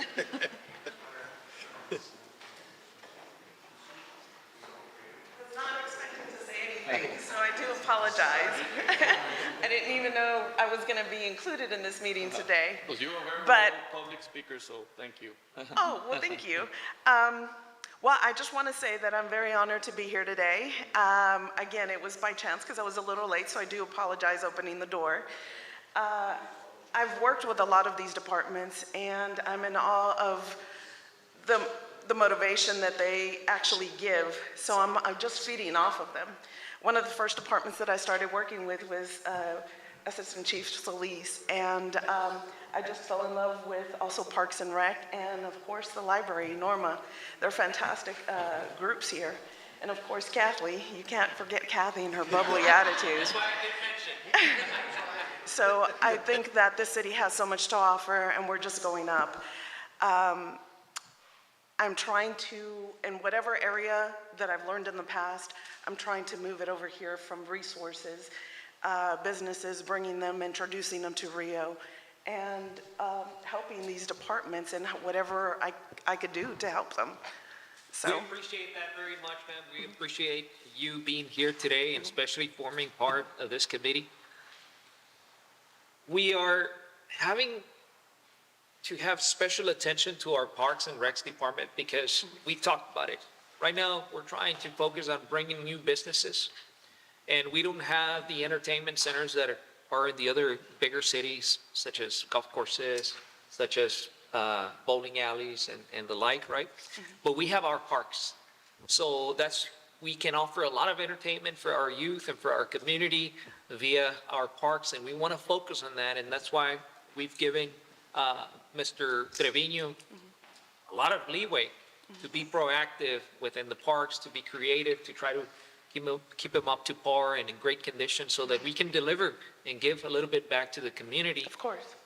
In terms of the entertainment that we can offer. So we're very proud of what we're doing, and we're very proud to have you here. We want to welcome you. Thank you. Well, thank you. Thank you. God bless. Before we continue with the next one, I just want to acknowledge one of our own, Commissioner Eudolio Barrera. As you know, he's been on top of the Parks and Recs. He's been always a promoter of everything that is happening with our parks. If you see the growth in the last 6 months, it's because of the commitment that he had ever since we decided to run for office, and it was one of his dreams. So if you wanna know the truth, it's honestly, all these, it's because of his intentions, and with the collaboration of Mr. Milan and Mark and the rest in business and everybody else, of course. But just so you know, the one that really care most about the parks in this city, it's Commissioner Eudolio Barrera, honestly. So just so you know.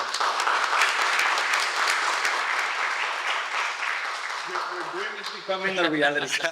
Well, I want to thank the community. I want to thank city manager and especially the mayor and the city commissioners for always supporting my dream come true. And it's like the mayor said, there's one thing we can offer is our parks. So thank you very much. He's a visionary. He knows the parks. He knows the programs that they are, what they have to offer. So he comes up with great ideas. And of course, he's got a team that supports the ideas that he's got with Mr. Trevino. And I think that we're making progress in a lot of areas of the city, and we're very proud of that. We're very proud of everything that the commissioners are doing, and I'm very happy to be sitting here today. There's more to come. With parks, there's more to come very soon. Mayor, I just wanted to add to recognize Ms. Welch. She's been instrumental in the beautification in one of our parks. Yes. So congratulations. Yes. Thank you. Thank you. Yes. Great. Awesome. Is that the park, Mr. Mark, that you want to bring more lights? The park that it's on Alta Vista? Okay, which park did you say? Oh, okay, I know where it is. Okay. Thank you. All right.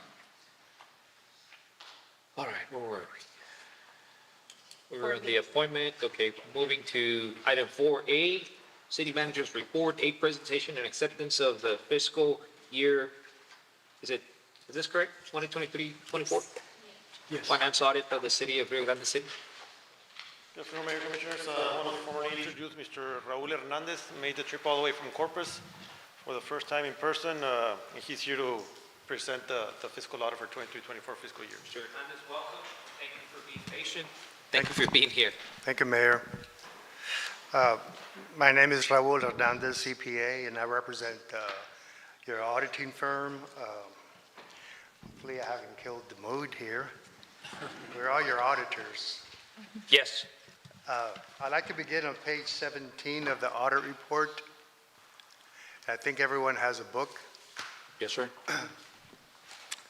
Before I begin, for the record, the auditor's opinion is unmodified, which translates into a clean opinion. So you always want to hear that your audit is unmodified because it represents a clean opinion.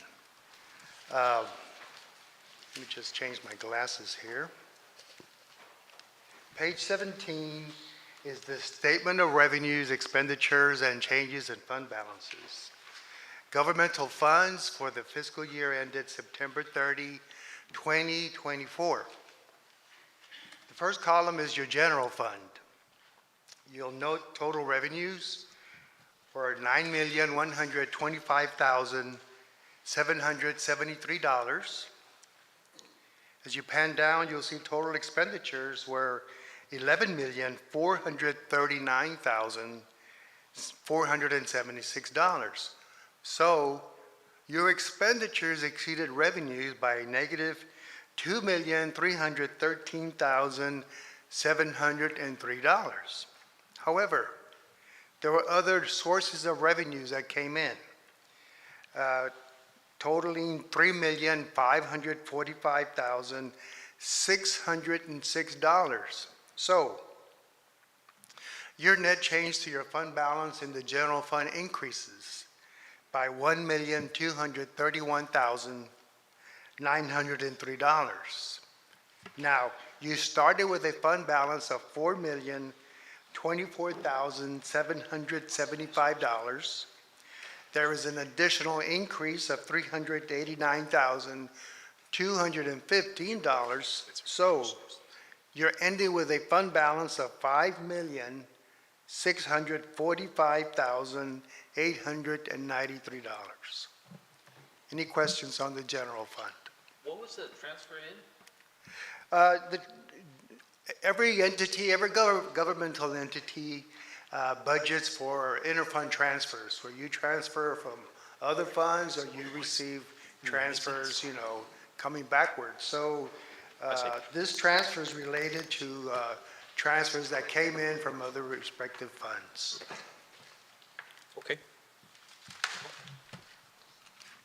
Real quickly, Our sorry? fund balance increased? Yes, it did go up by $1.2 million. Better shape than ever.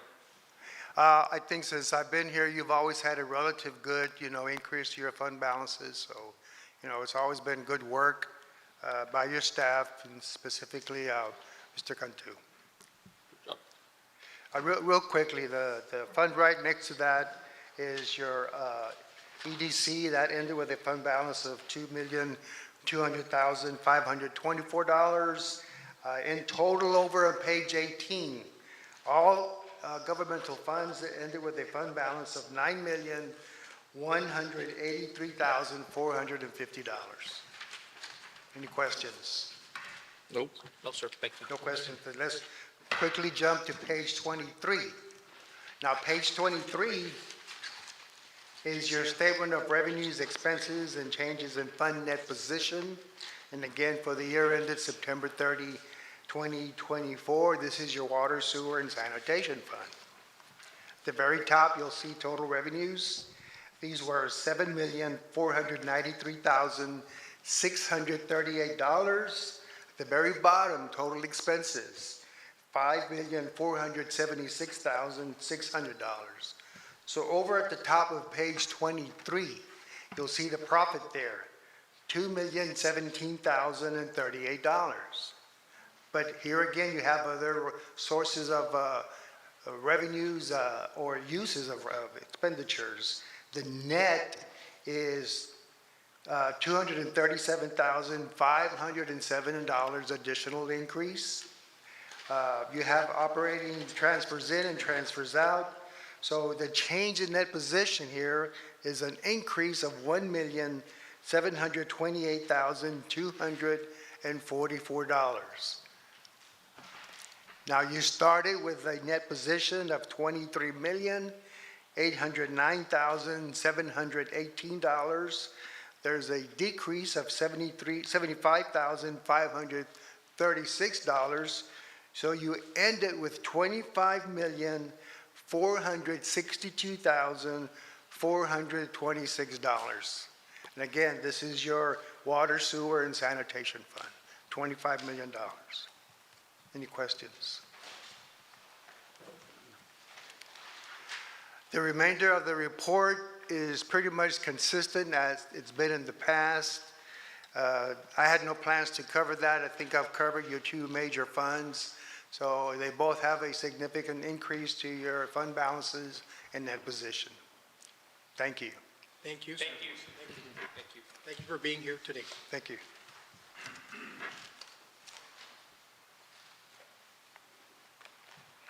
Thank you so much, sir. Yes, appreciate it.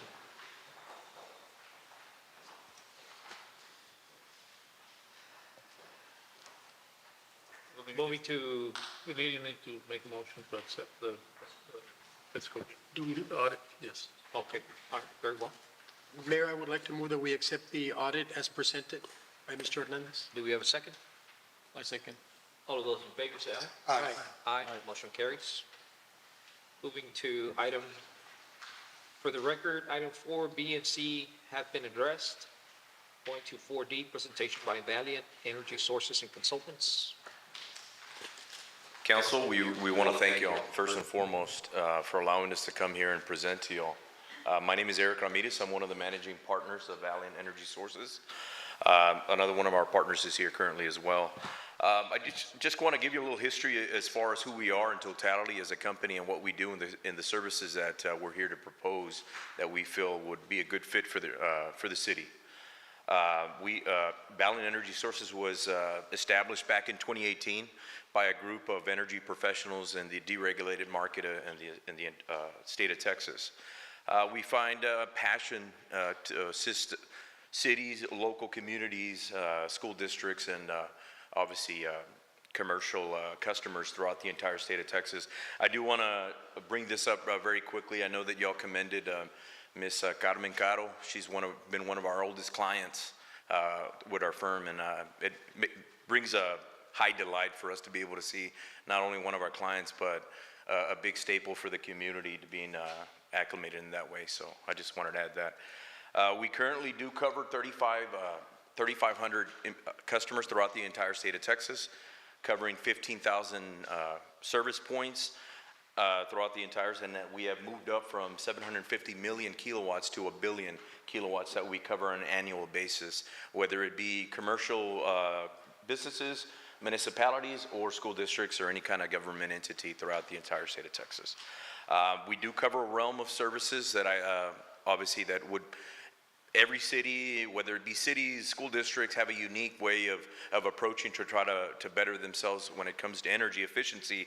But we do cover these these qualities here that I think would be beneficial for y'all. So obviously our main priority is the procurement of energy, where we do the reverse bidding process, supplier vetting, which is very important to make sure we position y'all and making sure that y'all contract a very good electricity rate, especially in this the marketplace where we currently stand. Most importantly is our energy management. I think that's where we like to pride ourselves, just like any of the other services, is making sure that we cover the quarterly reports. We find any anomalies that we can identify, whether it be your usage, your billing. I know that some time ago we were able to capture $15,000 wrongly billed to the Idea Public Schools, and we're able to get that money back to them, which was something very big for them as well, that they hadn't identified, and through our quarterly report, we were able to identify those things.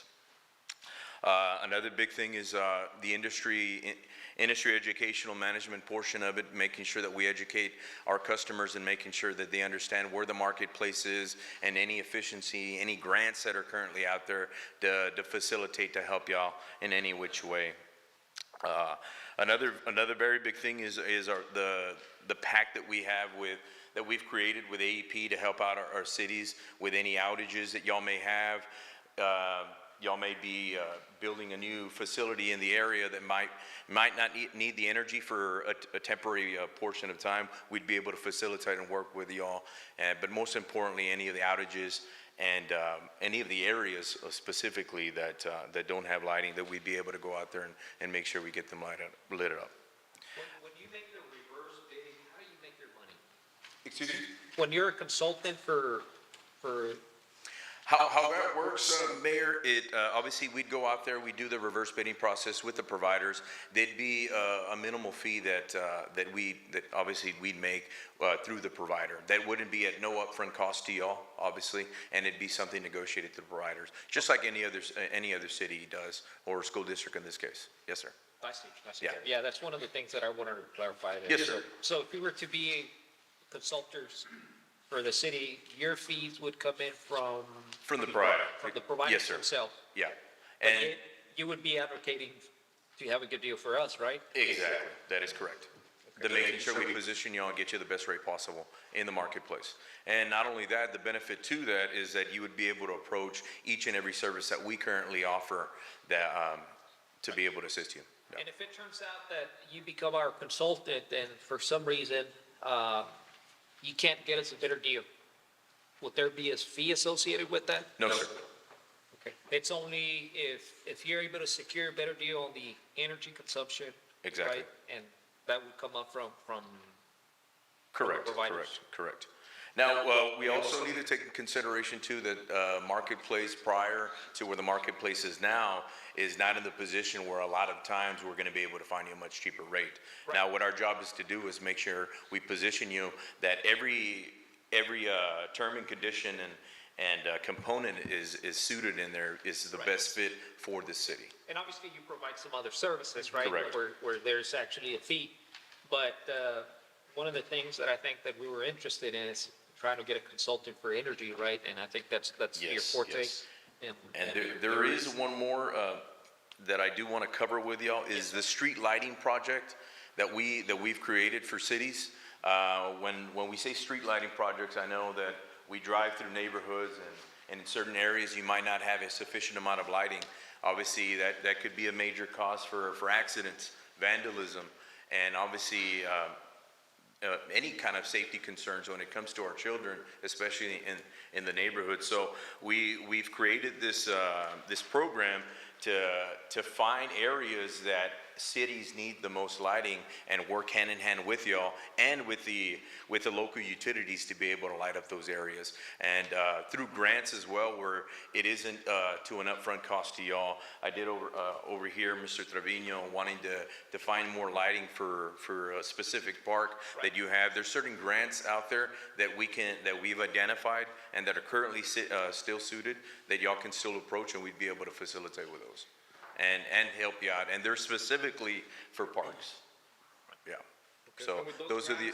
With those grants, so you work directly with the grant writer, or you do it for the city? We do it for the city. We work with providers that offer those, obviously, the expertise to find those grants. And we'd be able to allocate those grants for you, yeah. Okay, I think you have been here before, right? And Yes, sir. The last presentation, you mentioned that as of right now, it wouldn't be the best idea to change providers for the rest of our contract, right? Yeah, so we did our due diligence, and you go on a contract 12/31 of 2027, so y'all be a January 2028 start. Okay.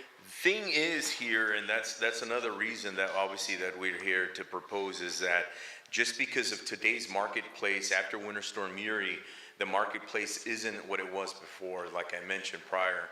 So it is in your best interest to start at least navigating and entertaining those topics to see where we could position y'all for the future, because there's certain components that y'all can approach to lock in a rate as of now. And if for any reason down the road, the market does happen to take a positive trickle down, then we can always approach and lock in a cheaper rate at that time. But you at least position yourself to locking in a rate as of now, not having to worry that in the next 2 years, the market goes much higher than what it is now, and not be able to capitalize on a cheaper rate. So we'd be able to work those things out. And that is called a blend and extend. And if it gets, if it's, we have a lower rate in 2 years, we can also get it. Yeah, that's the benefit of the blend and extend. How it would work is, primarily, you would contract a rate as of now, right? Let's say in 2 years after that contract starts, the market happens to go down. Instead of you finishing that contract at the initial contracted signing day, you would finish it off at the cheaper rate rather than the higher rate that you had initially signed off on. Yeah, and you, yes, sir. I think our legal department had a question related to the buy boards or things like that, and I know that she is through Zoom. I don't know if she's available.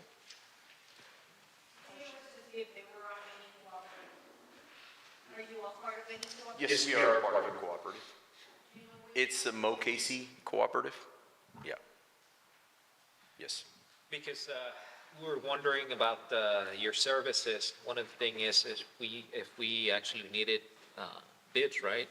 Or Right. So I do have some purpose. Yeah. We're working with a consultant, with Omnia. So Okay. they do the bidding for us. Yeah, so you were part of a cooperative. That's the only way you'd be able to appropriate. So essentially, that's exactly why our cooperative is in place, to prevent the bidding process, and that's how we're able to do an in-house bidding per se, and essentially just like them. But the only difference is, and I would like to mention this to you, our services are one of its own. There's no one that adds the additional services that we offer, so that is something to take in consideration moving forward. We do happen to service 18 cities throughout the entire RGV. So we're in the majority of the cities throughout the RGV, and we currently cover 8 school districts in the RGV. Obviously, one of the biggest ones would be IDEA. We cover all their school districts throughout the entire state of Texas. oh wow, Yes, sir. I'm assuming that's your biggest client. One of them. Well, it depends on the industry, but obviously the city of Edinburgh's one of our bigger clients as well. We were able to assist them too on solidifying a much better rate, and that was being too that they were about to go out of contract 2 months before their initial contract end date. Oh yeah, I think our legal counsel is now present. Ms. Garcia, can you hear us? Yes, Mayor. And I think that there were some questions regarding the procurement process for this particular company. What was that, ma'am? Because it does not qualify as a professional service, we just recommend going out for bids unless I'm supplied with something that indicates that they are, then they could be in that exception. And now that they're here, what would you need? Would you need something in writing for them to provide to us? So that now that they're present, so that they can provide the information? Yes, to me or to Milan. Okay. It will have to be brought back in a future meeting. Okay, so by Yes, then, it was just a presentation, pending that information. So by them being part of that cooperative, that excludes them from having those bids, right?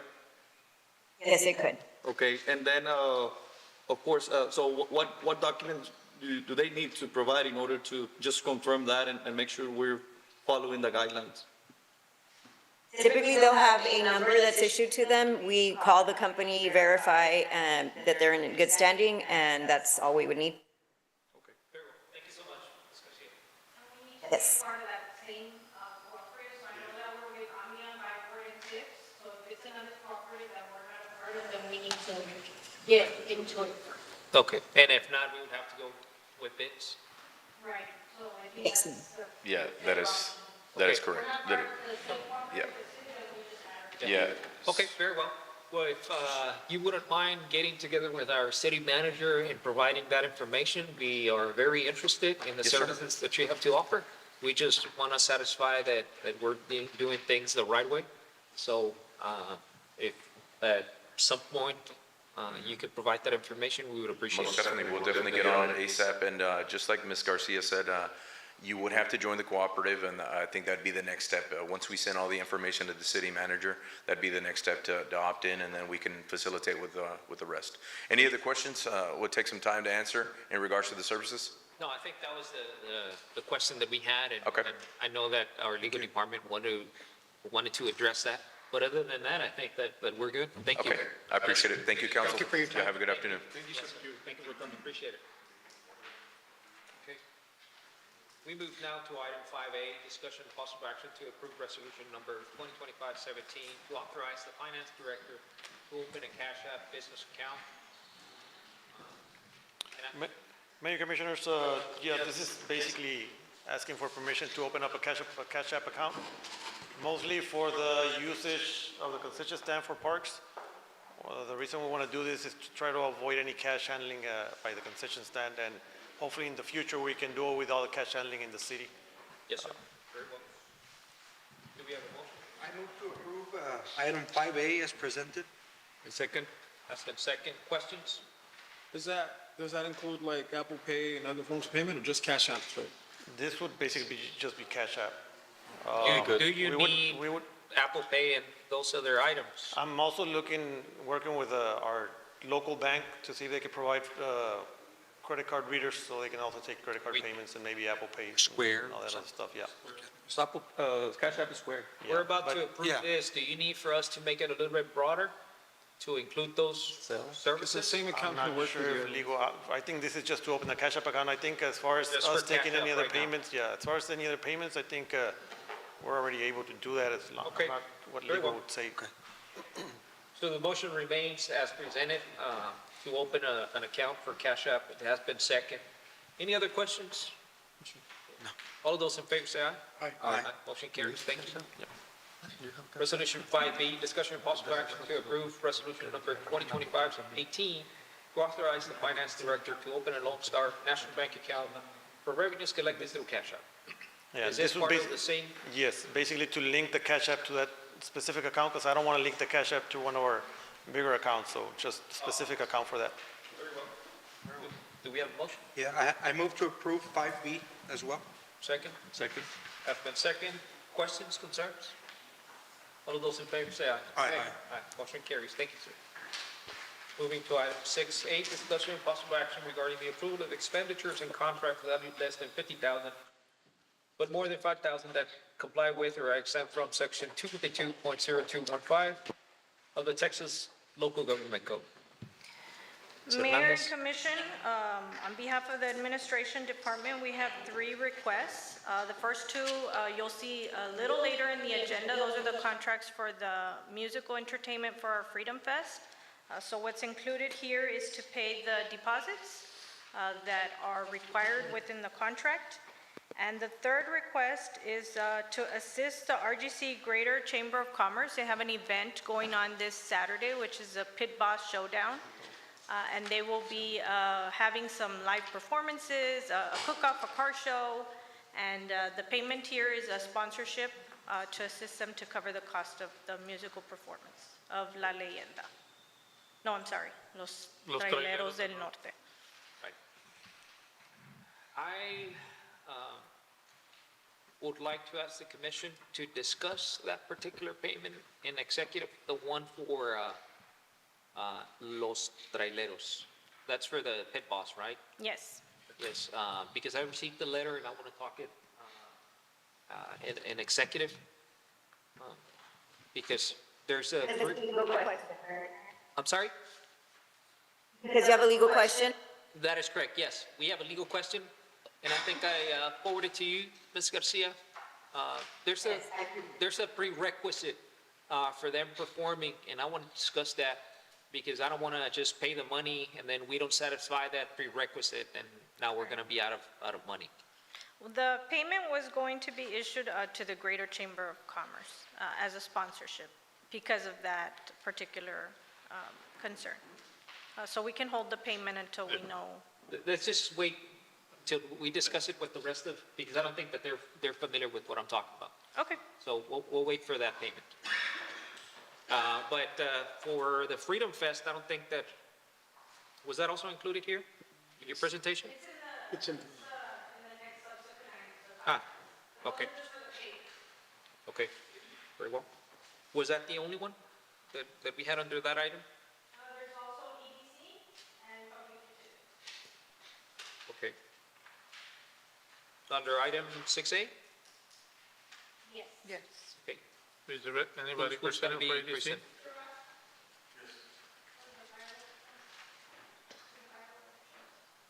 Oh, yes, what you have in your package is the cost that, Mr. Barrera.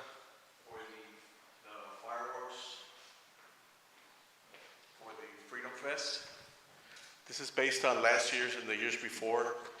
It's a big amount, but it's a big show, and the EC has funded this event yearly. Very well.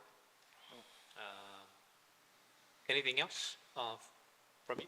No, what we do is we do a down payment first, and then once we get the full amount, we end up paying the full amount for the Freedom So Fest. this amount is the total? Okay. So basically what this is, we have to do this now for the vendor to be ready for the 27th and the 28th of June. So that's why we're actually doing things the right way ahead of time. So Ms. Hernandez, this amount, it's the same as last year's and the previous year? Cheaper this time? Okay, because I remember in the last meeting, I don't know if you said that it was going to be cheaper this year, including the rides and the fireworks, right? Yes, and I think it was maybe Andere, the one that presented last time. It was Valeria. Oh, Valeria, yeah, okay, yeah. yes, I remember that, there you go, there she is. Yeah, it was gonna be cheaper, yeah, she got a yeah, better and deal. since different provider? No, the same provider. we're using the same vendor, the vendor kind of, they know us, so it's a good deal that we're doing the same vendor. And a good product too. Anything else that the EDC is responsible for Freedom Fest besides the fireworks? The Freedom Fest coordinator, Ms. Valeria, when she's the one that proposes to the EDC requirements, Okay. and we have to take that to the board before we do any decisions on that. Okay, and who will be responsible for the rides, Ms. Valeria? So the rides should be paid off through the sponsorships, Okay, so that will be. thank you. So we try to, eliminate the costs and do everything through, as much as we can. Okay, well, thank you. Yes, thank you. Thank you, Mr. Barrera. And from the public utilities, let me ask you one question. Is this the normal payments that we gotta do, or this is something out of the ordinary? This is just for the chemicals and the services? Yes, the chemicals and services and the new 2 engineers are that we ordered. Are those the PBS, or which one are those? What works? Aqua Works. Yeah. Okay, those are commercial meters? Yes. How many? Five, okay, very good. Anybody has any questions about that?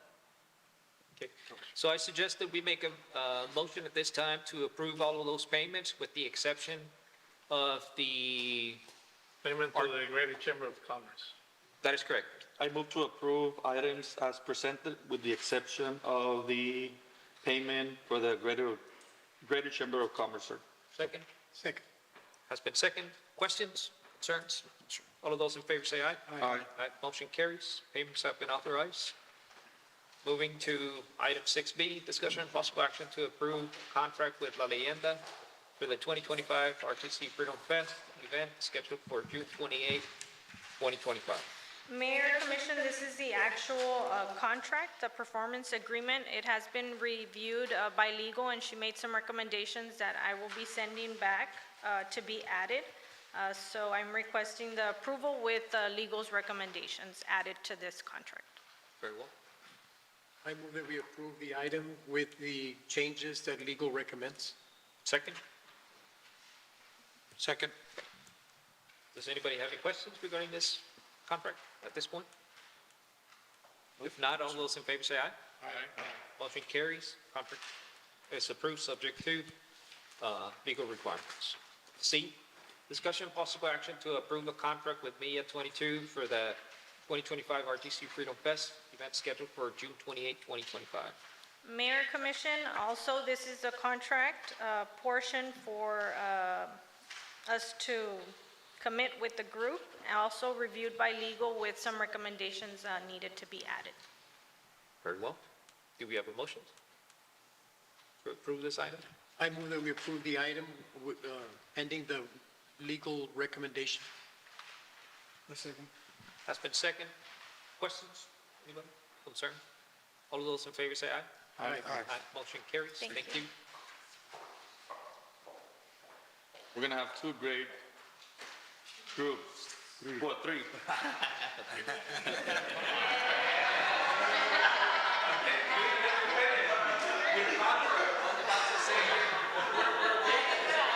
To mention the best for last, Yes. it's gonna be That from would be Osorio. with contracts, right?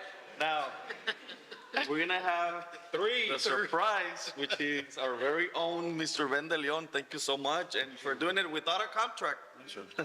Just, he's, of course, doing it from the bottom of his heart. He's doing it for this community.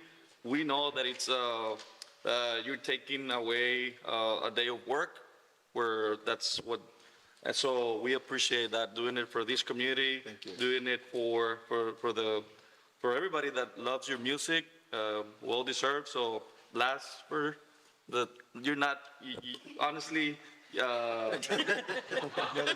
The best for last. The best for last, so good job.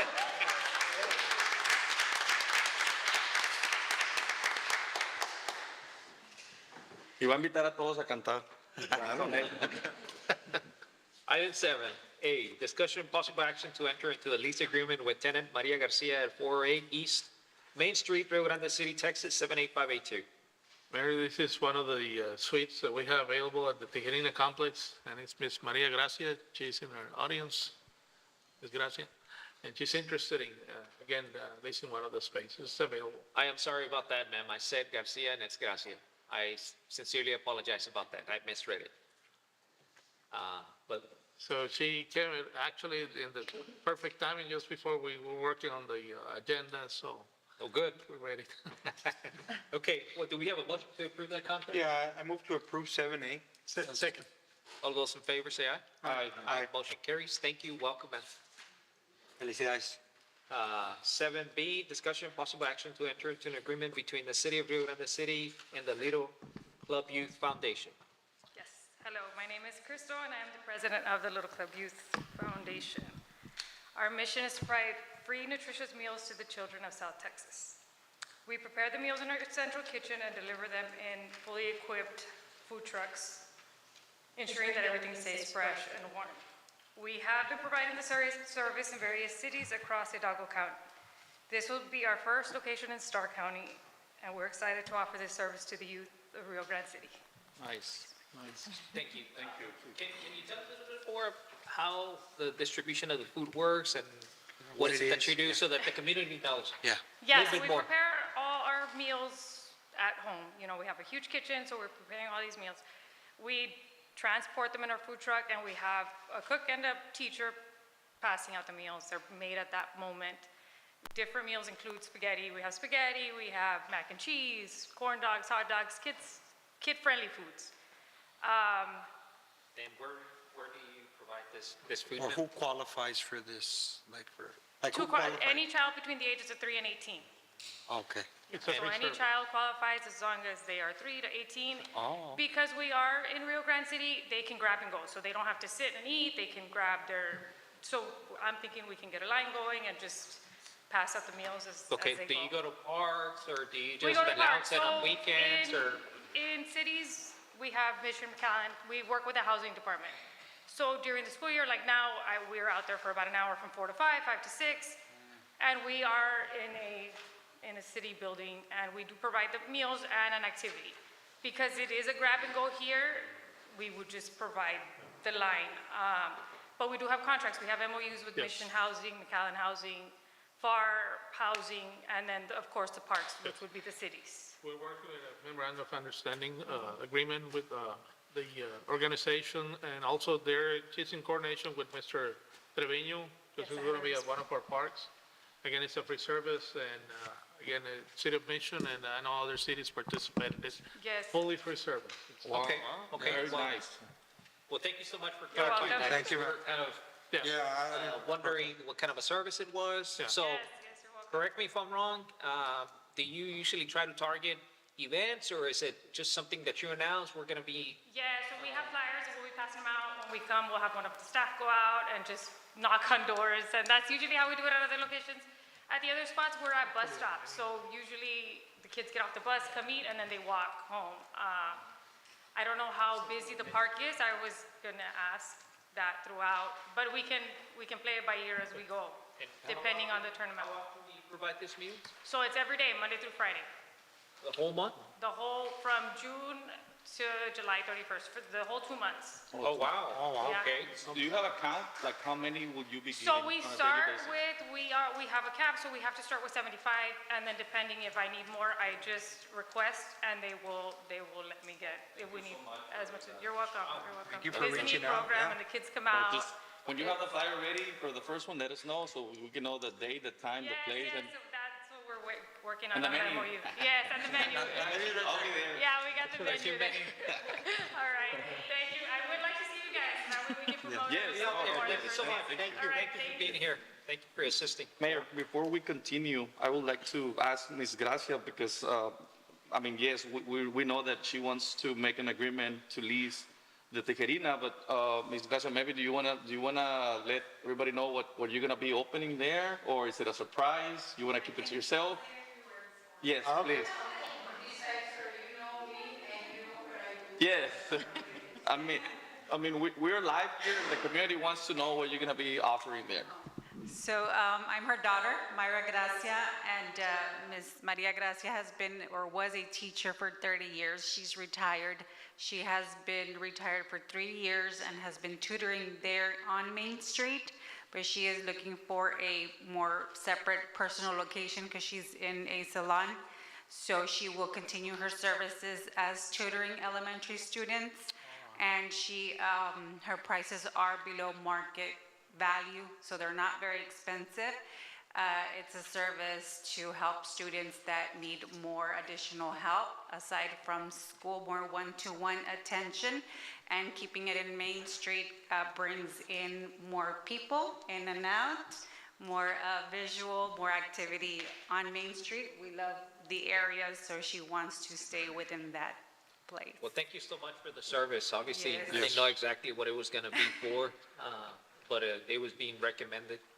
Well, thank you, ma'am. Yes. Thank you for the And service. as of experience, I've used Ms. Gracia for my own daughters, and thank you. They needed that extra one-to-one assistance, and I mean, right now, they gasp what they were lacking, so thank you so much for what you do, and with your experience, it's a win-win for those students who need tutorials, so we'll be discussing this lease agreement, so thank you so much, and it's been approved, but I'll do anything in my power to help you as much as I can, because I've lived it from my own experience, what you have done with these kids, and having the patience to teach them those complicated concepts, especially in math and reading, that talks very highly of you, and I appreciate what you do for this community. So if you're watching us and you need some assistance from a great teacher, well,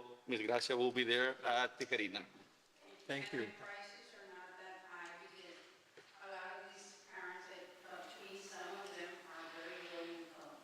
And I'm there to help them not to get rich from them. It's only that's in my heart. That's like, I love to do that. That's a gift that I think I have.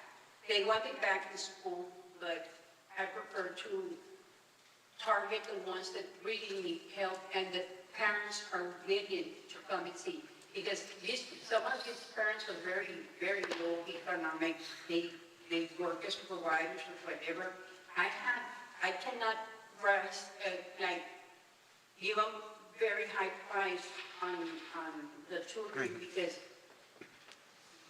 it's what they need and they're poor people. I'm not there. I'm there to help the community.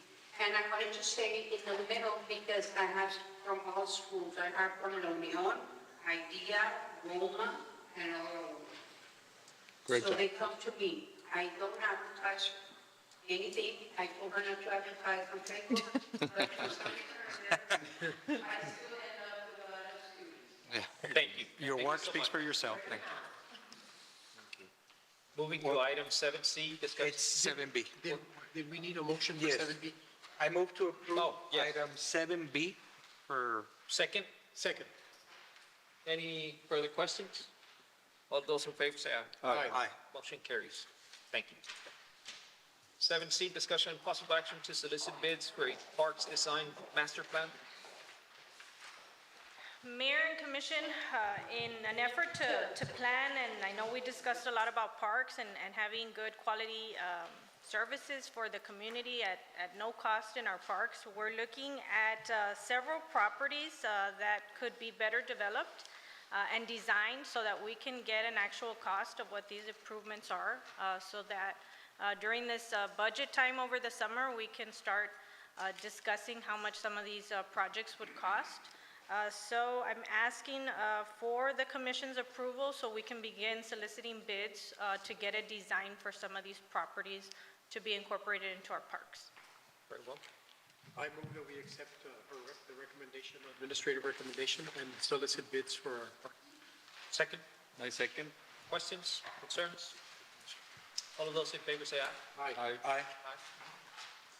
Motion carries. Thank you. Thank you. And now at this time, we're going to stand adjourned, recommending that we make a motion that we move to executive session. Mayor, I move that we move to executive session. Second. All of those in favor say aye. Aye.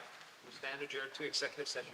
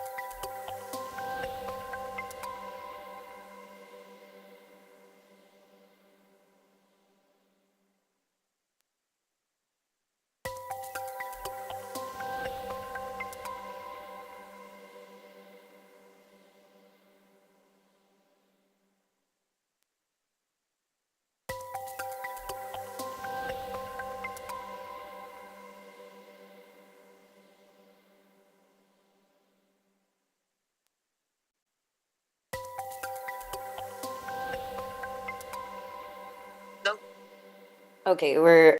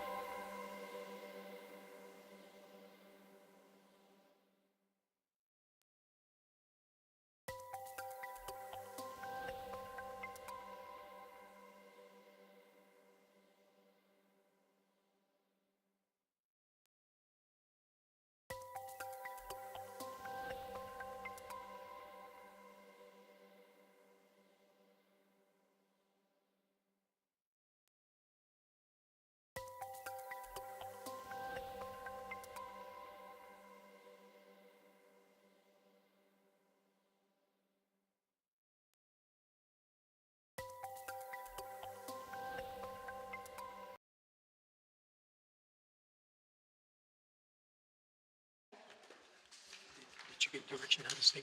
Yes. We're ready?